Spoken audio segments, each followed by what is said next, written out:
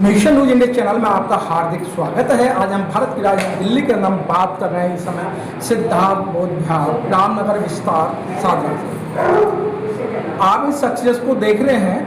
ये शख्सियत कोई मामूली शख्सियत नहीं है। जिस तरीके से वर्षावास का समय चल रहा है, वर्षावास मतलब बरसात का जो समय चल रहा है, इसमें भिन्न भिन्न तरीके की परेशानियां होती हैं। और भारतवर्ष को सोने की चिड़िया यूं ही नहीं कहा जाता।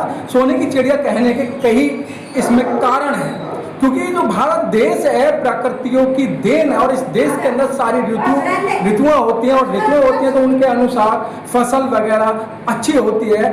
और यहाँ अपनी उपजाऊ जमीन है और प्रत्येक तरीके के यहाँ साधन है। तो आज हम बात करेंगे कि बौद्धों के लिए, बौद्धिस्टों के लिए वर्षावास क्यों महत्वपूर्ण है। हमारे बीच में है रतन माला जी। रतन माला जी, आपका नेशन मीडिया चैनल में आपका धन्यवाद अभिनंदन जी। आपका भी बहुत बहुत धन्यवाद। आपने मुझे वर्षावास में बोलने का मौका दिया, जानकारी का मौका दिया।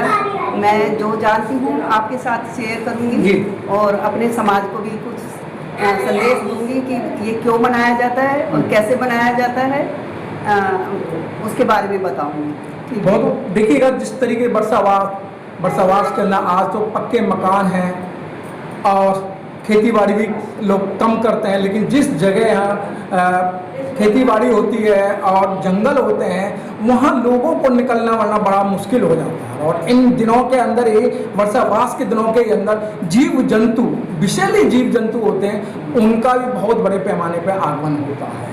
तो उनका एक सबका जीवन है। तो आज वर्षावास के बारे में रतन माला जी बताएंगे। सर मैडम, जय भीम, नमो बुद्धाय। और आधुनिक भारत के निर्माता, संविधान के निर्माता, युग पुरुष, ज्ञान के सूरज बाबा साहब अम्बेडकर को जय भीम, नमो बुद्धाय। हमारा देश विभिन्न ऋतुओं का देश है और बौद्ध की भूमि है ये। तो ये जो वर्षावास चल रहा है, वर्षा काल चल रहा है, ये बौद्धों के लिए विशिष्ट है। इसमें भगवान बुद्ध के जो अनुयायी हैं और जो भंते जी हैं, भिक्षु हैं, उनके लिए ये विशेष दिन है। ये आषाढ़ पूर्णिमा से लेकर अश्विन पूर्णिमा तक चलता है, 3 महीने का।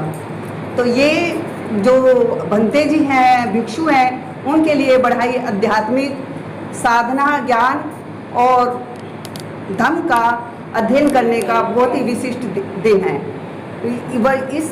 इस समय भंते जी जो हैं, बौद्धिस्ट गुरु जो हैं, वो अपने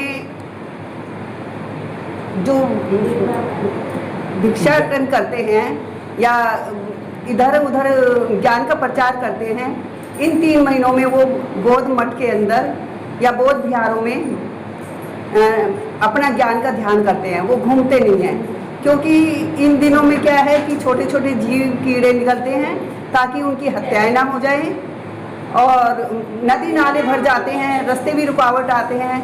तो इसलिए वो एक जगह बैठकर अपना ध्यान लगाते हैं, विनय पीठक त्रिपिटक इनका अध्ययन करते हैं, और वर्षावास के अंत में वर्षान वरण का जो अंतिम है उसमें एक दूसरे के सामने भिखु अपनी अपनी गलतियाँ, जो उनके जीवन में गलतियाँ हुई हैं उनको मानते हैं, एक्सेप्ट करते हैं, और एक्सेप्ट करके करुणा भाव जगाते हैं।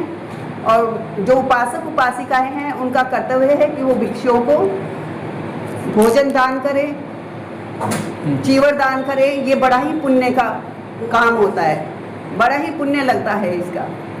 तो ये हमारे बोधिष्टों के लिए बहुत ही विशिष्ट दिन होते हैं।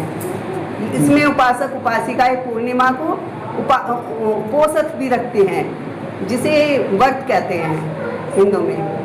तो इस दिन अपना भोजन भी एक टाइम खाना चाहिए, क्योंकि वैसे ही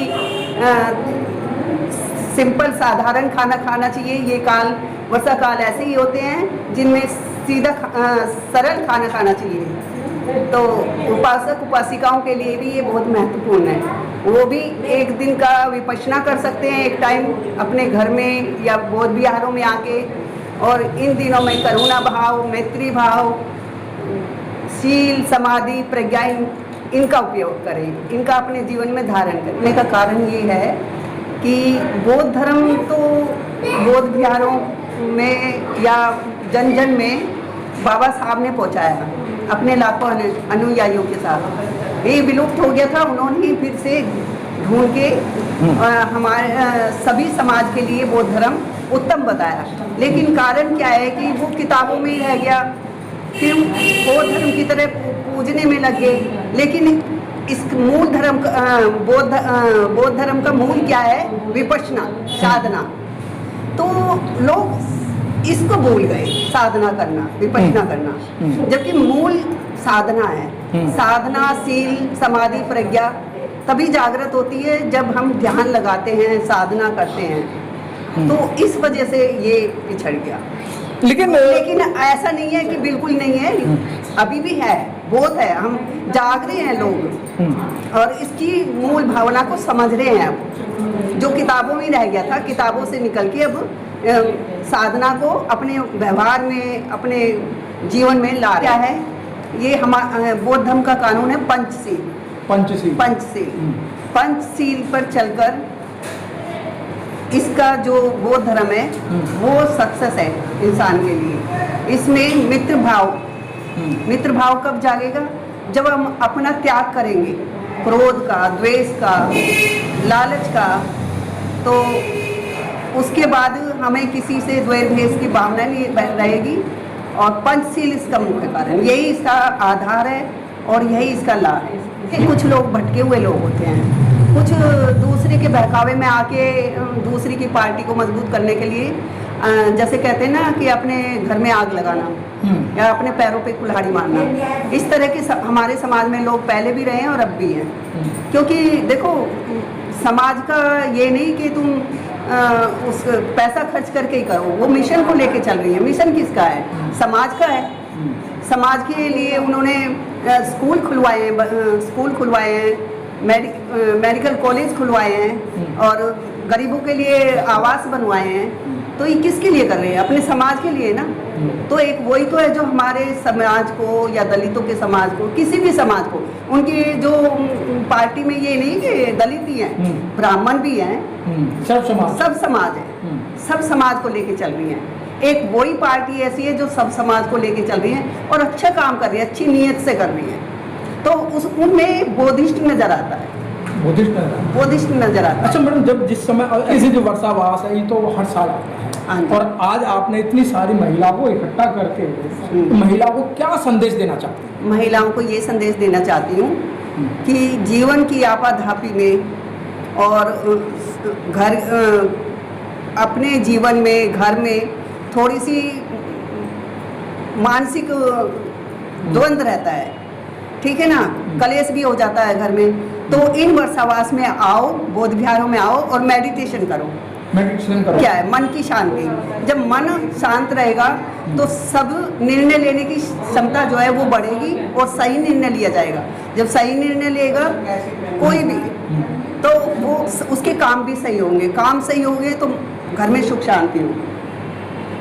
ये अर्थ है तो मेडिटेशन। वर्षावास के अंदर महिला को आना चाहिए, आना चाहिए, बोध विहारों में जाना चाहिए। हाँ, उपोषित भी रखना चाहिए। व्रत एक टाइम का भोजन छोड़ना चाहिए शाम का। तो ये अपना फिजिकल के लिए, शरीर के लिए बहुत अच्छा होता है। तो भगवान बुद्ध थे, वो वैज्ञानिक थे, आदिकाल के वैज्ञानिक थे। जो 50 साल के बाद आज साइंटिस्टों ने परमाणु अणु का आविष्कार किया, वो भगवान बुद्ध ने 26,000 साल पहले किया था। क्या था? हाँ, वैज्ञानिकों ने बाहर किया, भगवान बुद्ध ने शरीर के अंदर किया। जय भीम, नमो बुद्धाय। नहीं, नहीं।